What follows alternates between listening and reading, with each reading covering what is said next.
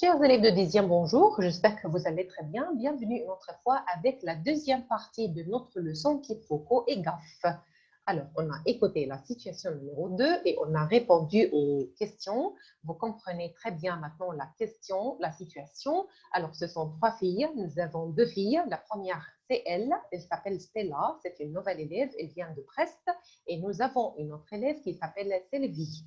D'accord? Alors, pourquoi les deux filles ont peur? Parce qu'elles parlent de professeur de sciences et il est arrivé.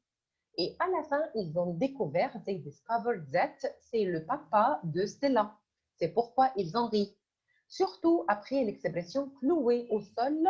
Alors, vous avez compris, qu'est-ce que ça veut dire? Clouer au sol, ce sont des clous. Et voilà, c'est le marteau. Ils ont décrit le nouveau professeur qui ressemble à Jack Nicholson. Jack Nicholson, c'est un acteur américain. Et voilà, il a un regard qui te cloue au sol. Voilà, c'est le marteau. Et voilà, ce sont les clous. Et à la fin, quand il est arrivé, Stella, elle a ri, elle a dit, je vous présente mon papa. C'était son papa qui s'appelle Jack Marteau. Marteau, voilà, c'est le marteau. D'accord? C'est pourquoi ils en rient.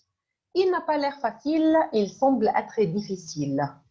Il n'a pas l'air facile, avoir l'air, seem to be. Facile, c'est-à-dire easy, le contraire, c'est difficile. Qu'est-ce que ça veut dire? Il a un regard qui te cloue au sol, c'est-à-dire il a un regard qui te rend immobile. You will not move. Alors, si il te regarde, if he's looking to you, alors tu es cloué au sol, c'est-à-dire tu ne peux pas bouger. You can't move. Qui te fait rester sans bouger. Verbe bouger, c'est-à-dire to move, you can't move. Qui te fixe à ta place. Alors, si ce monsieur te regarde, tu vas être fixé à ta place, tu ne pourras pas bouger. Il porte bien ce nom, il porte bien ce nom, son nom lui convient parfaitement. Son nom lui convient parfaitement. Alors, ce monsieur, à la fin, on a découvert qu'il s'appelle Jacques Marteau, c'est-à-dire qu'il porte bien ce nom. Son nom, on a dit qu'il y a une relation entre l'expression cloué au sol et le nom de la famille Marteau, c'est-à-dire qu'il porte bien son nom. Son nom lui convient parfaitement. On va écouter pour la dernière fois pour lire la situation.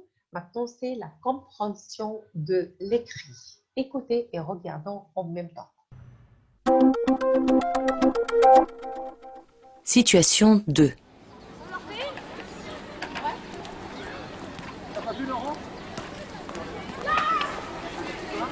Aline, salut. Oh là là, quelle journée. Salut! Tiens, je te présente Stella, une nouvelle. Elle vient de Brest. Bonjour. Salut.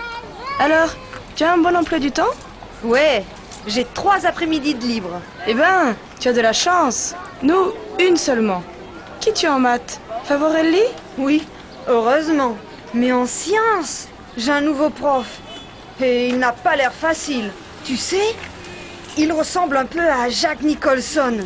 Il a un regard qui te cloue au sol.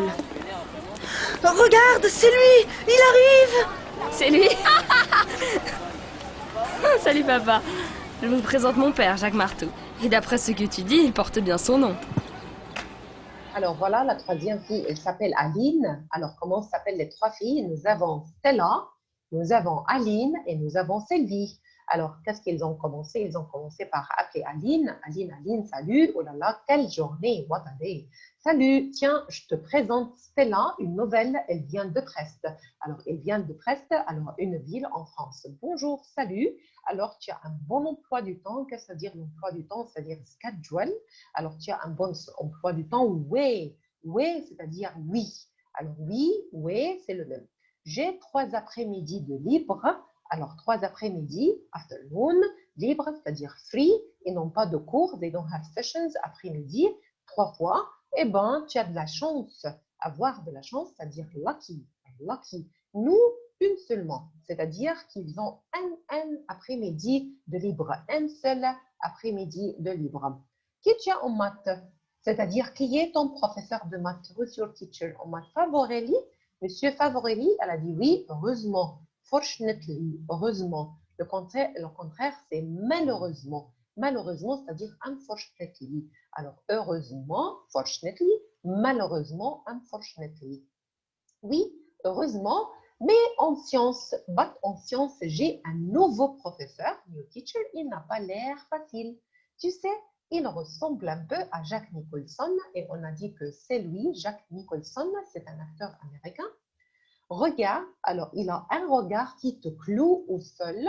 Alors nous avons ici, ce sont les clous et il a un regard, s'il te regarde, is looking to you, alors on ne peut pas bouger, you can move. Regarde, c'est lui, il arrive. Ah, c'est lui, salut papa. Alors à la fin, ils ont découvert que c'est le papa de Stella.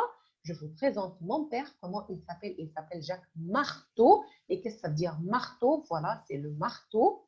Il s'appelle Jacques Marteau. D'après ce que tu dis, il porte bien ce nom et on a expliqué qu'est-ce que ça veut dire porter bien ce nom, c'est-à-dire son nom lui convient parfaitement. Son nom lui convient parfaitement. D'accord? Alors, j'espère que c'était facile. Si vous voulez écouter une autre fois, vous pouvez écouter. Alors, je vous remercie et au revoir.